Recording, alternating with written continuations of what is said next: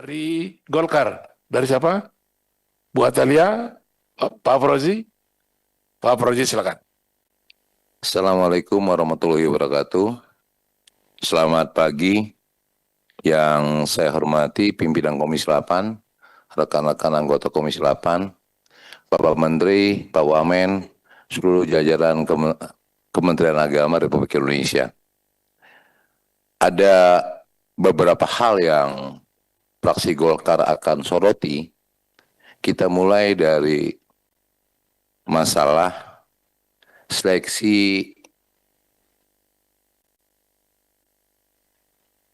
anggota Basnas. Kita melihat bahwa Komisi 8 ini bagaikan hanya menstempel daripada calon-calon yang akan menduduki anggota Basnas. Secara jujur dari seleksi 100 sekian, itu hanya diajukan 8 minta distempel untuk diajukan kepada Presiden. Nah ini yang terjadi. Jadi mitra kerja sebagai penanggung jawab terhadap seluruh rangkaian kegiatan Kementerian Agama adalah Komisi 8 tidak difungsikan sama sekali. Mohon izin pimpinan, saya harus ngomong jujur. Tiba-tiba kita disodorkan 8 orang untuk ditandatangani Presiden, ya disahkan Presiden, Komisi 8 menstempel ini. Kita tidak tahu siapa manusia yang diajukan dalam proses itu. Itu yang pertama. Ini mohon maaf Pak Menteri, ini harus saya sampaikan, karena ini adalah jeritan seluruh 44 anggota Dewan yang ada di Komisi 8. Iya kan? Benar ya Pak Pimpinan? Mohon maaf ini pimpinan, saya ngedaluin ini. Yang kedua, kita tahu saya orang pertama yang memberikan dorongan kepada pemerintah melalui seluruh media nasional tentang pembentukan Dirjen Pondok Pesantren yang saat itu langsung direspon oleh Presiden Republik Indonesia. Sampai detik ini kita juga nggak tahu siapa dirjennya, bahkan lamban. Belum ada juga Kementerian Agama menyampaikan kepada Komisi 8 siapakah yang akan menduduki jabatan tersebut atau minta pandangan apakah ini oke. Itu mungkin tidak wewenang kami sebenarnya, karena itu adalah urusan kepegawaian. Paling tidak hari ini Kementerian Agama khususnya Pak Menteri bisa memberikan informasi ini loh dirjen yang diinginkan Presiden dan Komisi 8 tentang Dirjen Pondok Pesantren. Itu poin kedua. Selanjutnya, fraksi Golkar tetap konsisten terhadap fasilitas tentang kantor urusan agama di tingkat kecamatan. Kenapa fraksi Golkar mendorong itu dari tahun 2025 sejak saya duduk sampai saat ini? Yang pertama kita tahu kantor urusan agama adalah ujung tombak Kementerian Agama di tingkat kecamatan dan desa. Tempat berhimpunnya para, apa itu kalau yang nikahin itu apa tuh? Penghulu-penghulu. Secara jujur Kemenak di tingkat kabupaten nggak kenal penghulu. Yang kenal penghulu, yang memberikan pemahaman terhadap masyarakat tentang bagaimana urusan agama adalah KUA. Kita tahu kantor KUA. Tak usahlah saya tanya dari kawan-kawan dapil lain. Di dapil saya, dari dulu saya katakan, saya orang pertama akan membantu Kementerian Agama menyiapkan tanahnya. Dan itu sudah saya cek kepada Kementerian Agama Provinsi Lampung. Mereka siap, namun tidak pernah dibangun, hanya bangun 1-2, sedangkan 15 kabupaten kota. Bayangin Pak, nyewa harga 3 juta Pak, untuk 3 kecamatan kantor KUA di tengah hutan. Yang tahu saya, karena saya yang keliling. Ini mohon perhatian serius fraksi Golkar mendorong pembangunan, karena itu ada ujung tombak. Yang kedua, fasilitas rumah ibadah seperti yang senior saya, Ayunda saya sampaikan tadi dari PDI. Fasilitas agama di bukan masjid aja, Pak.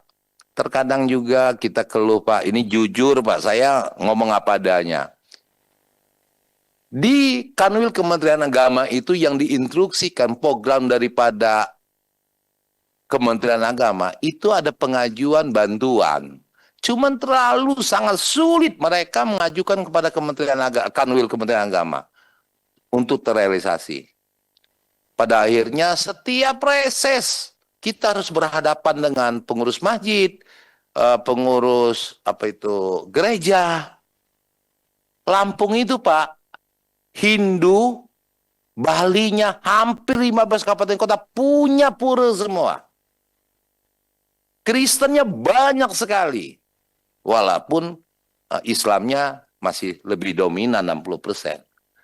Mereka menanyakan satu-satunya anggota DPR di Lampung yang berkiprah tentang keagamaan hanya Aproji Alam. Jadi 15 itu 14 juta manusia itu ngerondongnya ke saya semua. Nah ini tolong menjadi perhatian khusus tentang peningkatan fasilitas rumah ibadah baik itu Hindu, Buddha maupun Islam. Masalah pendidikan, Pak. Kita tahu pendidikan seperti yang Bapak sampaikan di buku pedoman ini wajib belajar 13 tahun. Saya pernah sampaikan pada tahun 2025. Kurangi terfokus pada perguruan tinggi. Kenapa? Perguruan tinggi itu ada penghasilan tersendiri. Ada namanya pendapatan PMP.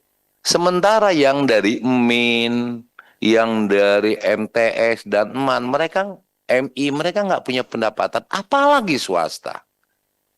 Mohon kiranya ada perimbangan peningkatan fasilitas itu. Apalagi saat ini pendidikan agama dengan pendidikan umum fasilitasnya sangat jauh. Lantas yang ketiga, peningkatan fasilitas pondok pesantren, Pak. Saya terima kasih banyak Kementerian melalui BPKH. Itu lebih dominan BPKH memberikan bantuan peningkatan fasilitas pondok pesantren. Benar, Pak?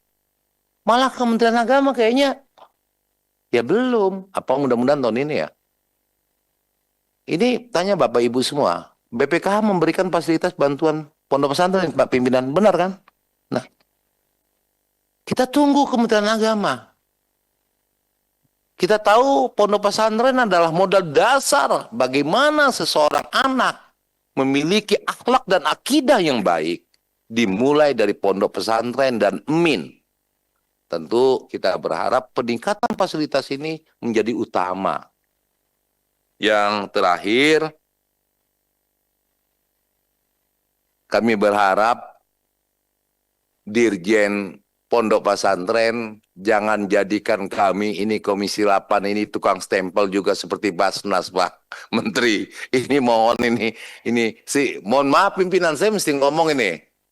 Jangan sampai kami ini tukang stempel. Tahu-tahu keluar dari Sekretariat Jenderal, Presiden, ini jenengan, Lampan yang harus distempel sama Komisi 8.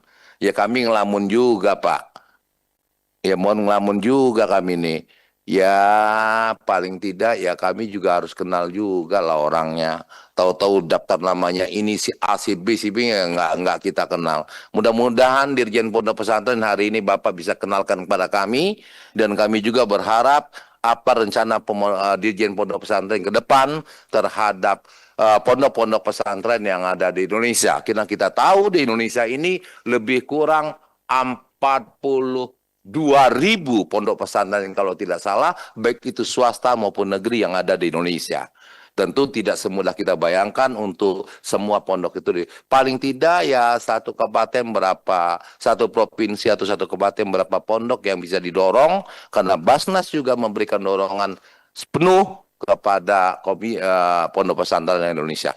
Demikian Pak Menteri, mohon maaf nih Pak Menteri, Pak Wamen, Pak Sekjen, kalau ini kurang berkenan. Cuman saya harus ngomong jujur. Ketimbang saya tahan-tahan berapa hari ini, saya dipanggil pimpinan partai saya. Itu siapa? Ya nggak tahu Pak Tum, kami ini nggak dilibatin. Nah ketimbang saya disemprot lagi sama bos-bos saya, lebih baik saya harus tanya ini. Karena jujur aja duduk di sini ada pimpinan, ada hal yang krusial pimpinan akan menanyakan kepada pasukan. Lo kenal nih orang-orangnya yang udah disahkan?